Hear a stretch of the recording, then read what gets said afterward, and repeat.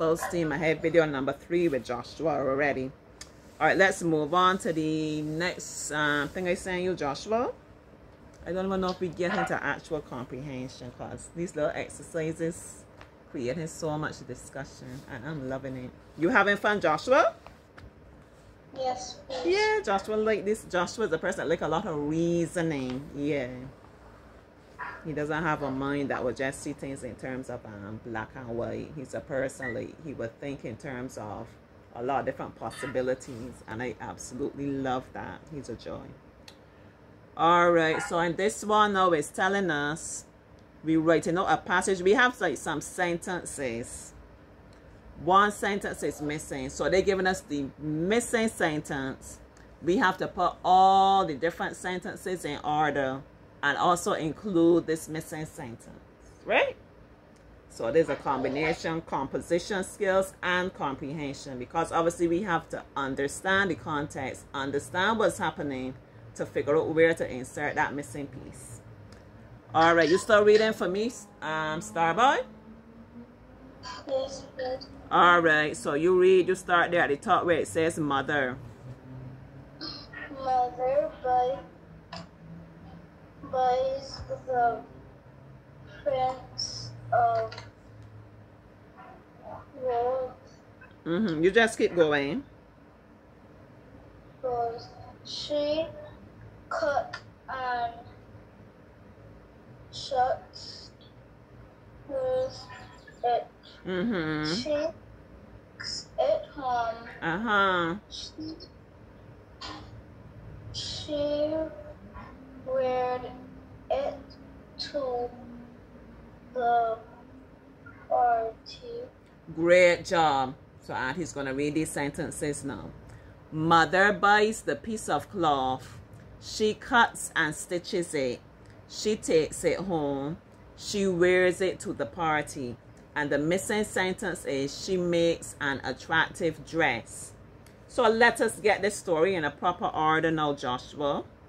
What you think happened first? What did mother do first? Buys cloth.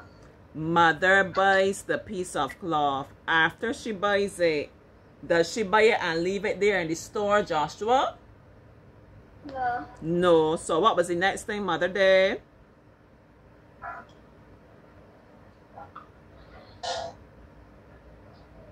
She cuts the cloth.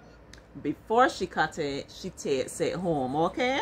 So mother buys the piece of cloth. She takes it home. She cuts and stitches it. When she finished cut and stitching it, Joshua, she wore it to the party just so, or she made something from it? She made a dress from it. Right, she makes an attractive dress and she wears it to the party. Okay, so we have everything in order.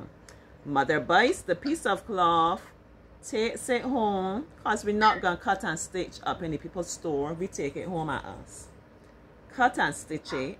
You know, you got to clean it up and make sure everything looking proper. She makes an attractive dress and she wears it to the party. She just went through all that trouble to hang it in the house. She worked her party. She had a grand time. She like auntie, man. She was on the dance floor. And she was like loving up her friends and eating, drinking, having a fabulous time, enjoying life. Okay? Oh yeah, go on with yourself, mother. All right, the next set of questions. Now let's come down. You keep reading since you're doing such a wonderful job with your reading today. Keep going.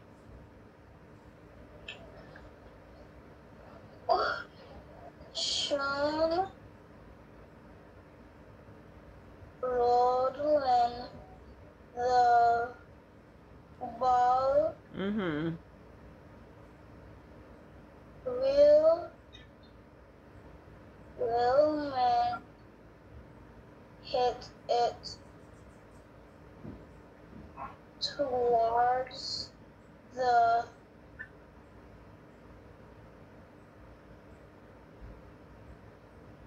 thunder. He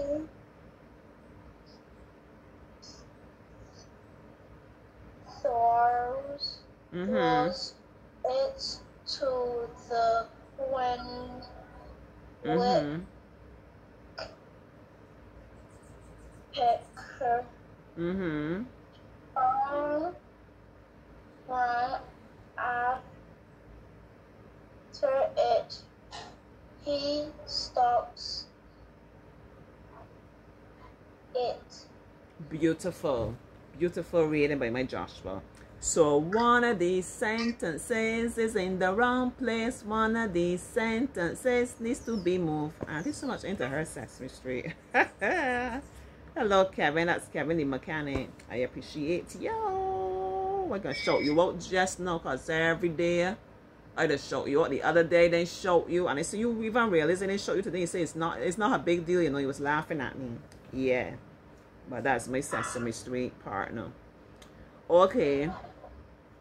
Alright. So, Sean bowled the ball. Story making sense so far. Sean bowling. William hit it towards the boundary. Sean bowled it. William got the bat. William, like he hit a 6. Do you want to hit? You think he hit a 6 or a 4? What you think he hit, Joshua? A 6. A 6. Joshua thinking bigly, Auntie. Whoopats. Go up in the air. William hit it towards the boundary. Story still sounding good. He threw it to the wicket keeper.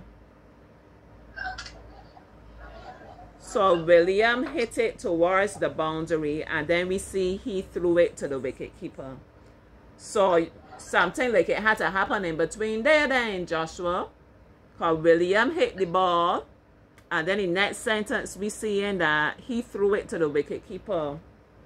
So somebody had to catch the ball or run after it or something like that, right, Joshua?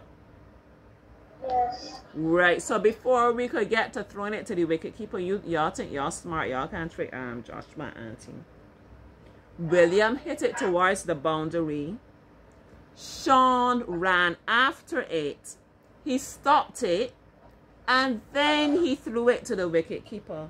Because even if Sean ran after it, well, he would have to catch it and get in his hand before he could throw it. Okay? So this is how the story is making sense now. Sean bowled the ball. William hit it towards the boundary. Sean ran after it. He stopped it. He threw it to the wicket keeper. Okay? Great job. Hello to Joshua uncle.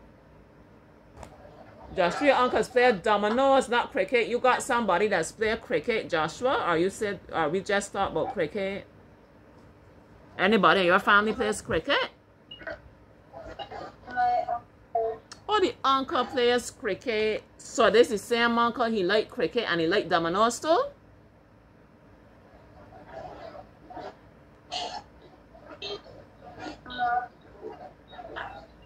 Nobody don't like dominoes. You like dominoes? Sometimes I play dominoes with my father. Oh, Sonny, he plays dominoes with his father. Great job, Daddy. Great job. Probably that Daddy too love to see Auntie playing dominoes with my mom, or as we would call her, Gran. You know, she's a real domino shark. Yeah. Whenever he posts anything like that, he's always very touched because it's so great. And too many people like you take time to, you know, interact with someone elderly like that. And it's a great thing I'm doing for her mind. Listen, my mom's mind is so sharp. The last time we were playing, and I had like 3 dominoes laying in my hand. I had like the last 3 6s. And you know, she sat down and picked apart that game, like, you know, reading the game. I can't really read the game like that, you know.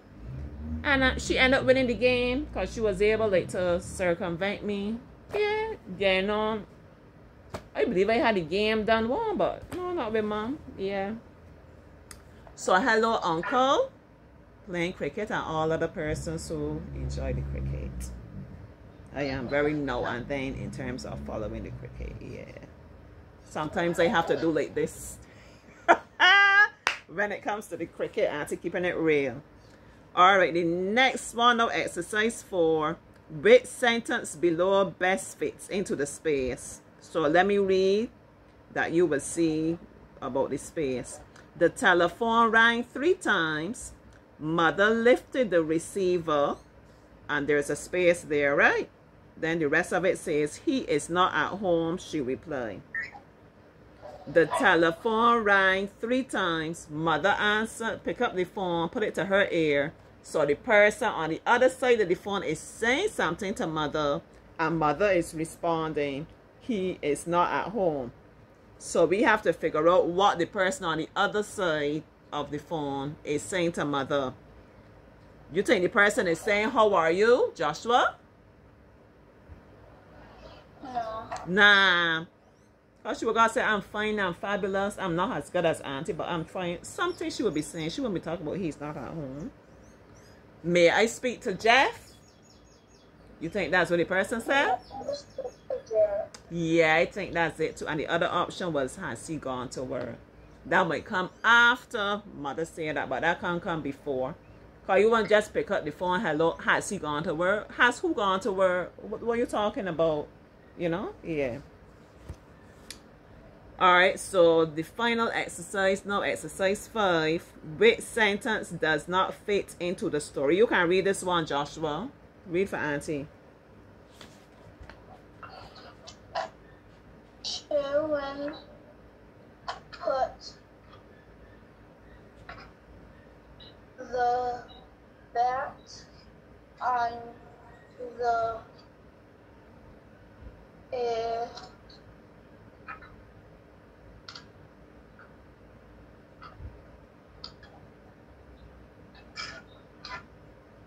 A hook. He there it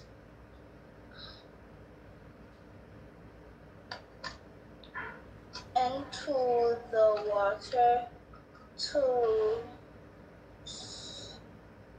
small fish will be lured. The bait. He pulled the fish out of the water. Mother told him not to go to the beach. Okay. Sean put the bait on a hook. He threw it into the water. A small fish grabbed the bait. You would hear Joshua was pronouncing that like grab it, right? Which is great because he's sounding it out. We have grab, G-R-A-B, grab, and we have B-E-D, bait. I want you to understand, let us encourage children when they do these things. Yeah, we would say about their mistakes because we know in our perfection or in our English understanding that's not the word. But let us recognize that he has actually called like 2 words in one, grab and bait. Grab bait.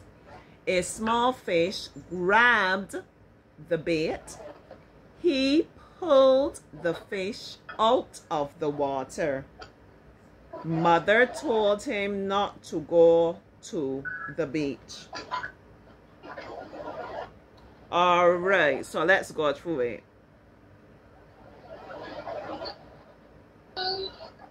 Sean put the bait on a hook. Okay.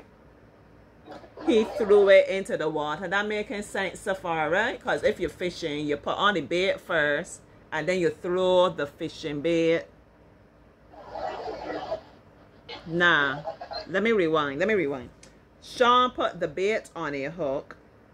He threw it into the water.